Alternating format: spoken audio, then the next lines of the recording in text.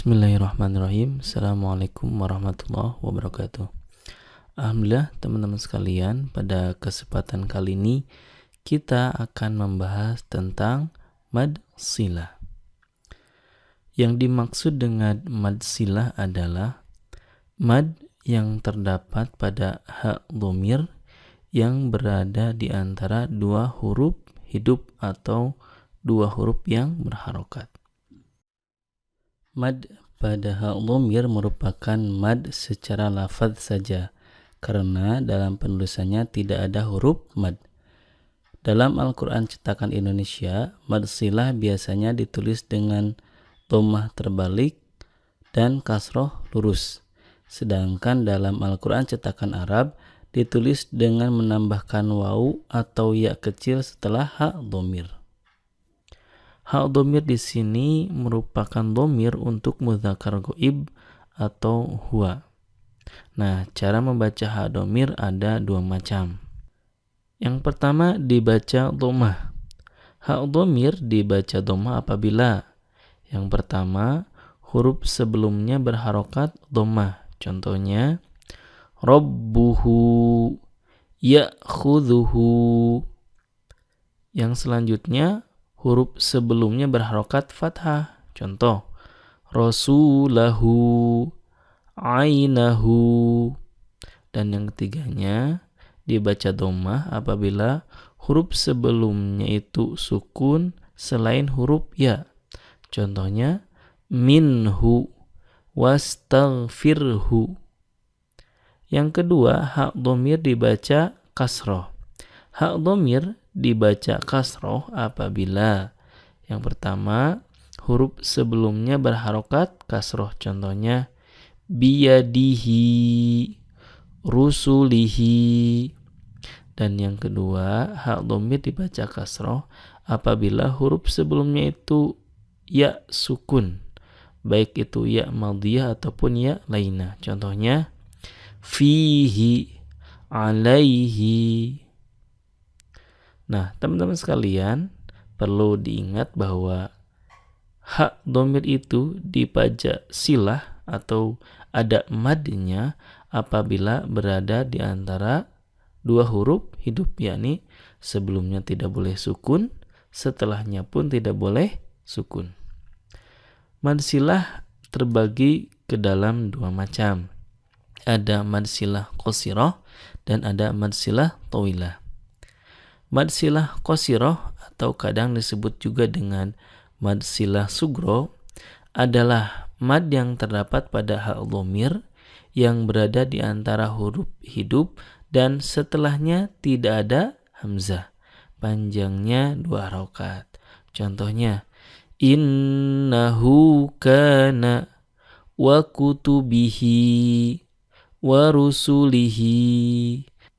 Teman-teman sekalian, ha dhamir pada ketiga kata tersebut dibaca panjang dua harokat dan hukumnya adalah mad silah qasirah. Kenapa?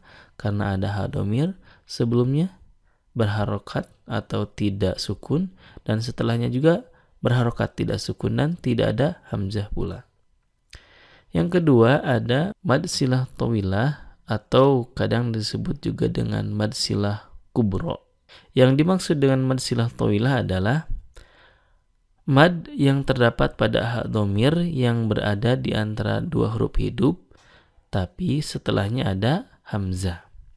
Panjangnya ini sama dengan mad jaiz munfasil, yakni 4 sampai 5 harokat. Contohnya lahu akhun indahu illa bihi illa.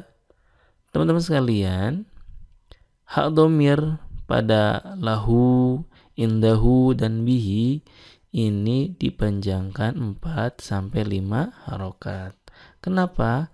Karena setelahnya ada hamzah sehingga hukumnya disebut dengan mad silah tawilah.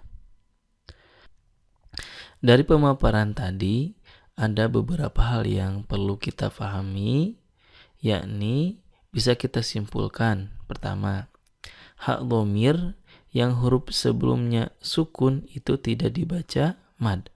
Contohnya minhu, alaihi, karena sebelum hak domir ini sukun maka tidak dibaca mad. Begitupun dengan yang kedua, hak domir yang huruf setelahnya sukun tidak dibaca mad. Contohnya lahul mulku, biyadihil mulku. Nah, hak domirnya tidak dibaca mad karena setelahnya ada sukun. Kemudian apabila ada hak, itu haknya itu bukan hak domir ya, maka tidak juga dibaca panjang atau dimadkan. Contohnya lam yantahi manafkohu. Nah, hak di sini ini bukan hak domir ya, bukan hak tambahan, tetapi emang ini hanya ya huruf hak asli ya, bukan hak domir.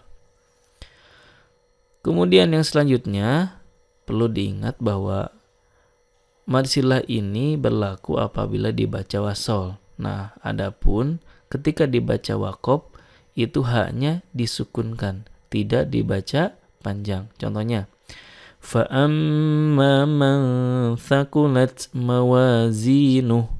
Nah, haknya di sini kalau diwasolkan itu jadi mad silah, tetapi kalau diwakofkan maka dibacanya jadi sukun, mawazinuh, tidak mawazinuhu.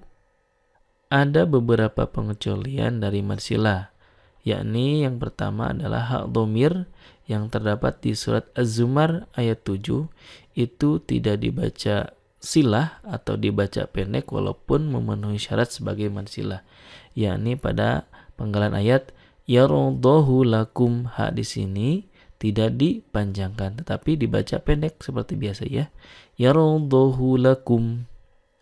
Kemudian yang kedua, di surat Al-Furqan ayat 69 ini tidak memenuhi sebagai mad silah tetapi dihukumi mad silah karena berdasarkan riwayat Hafs dari Asim. Yakni ayatnya adalah fihi muhana. Hi di sini sebelumnya kan sukun, seharusnya kan tidak dibaca mad ya, dibaca pendek, tetapi dalam riwayat Hafs ini dibaca panjang atau dibaca silah sehingga dibaca fihi muhana. Itulah teman-teman sekalian pembahasan tentang mad silah, baik itu mad silah qasirah maupun mad silah tawilah. Mudah-mudahan bermanfaat. Wassalamualaikum warahmatullahi wabarakatuh.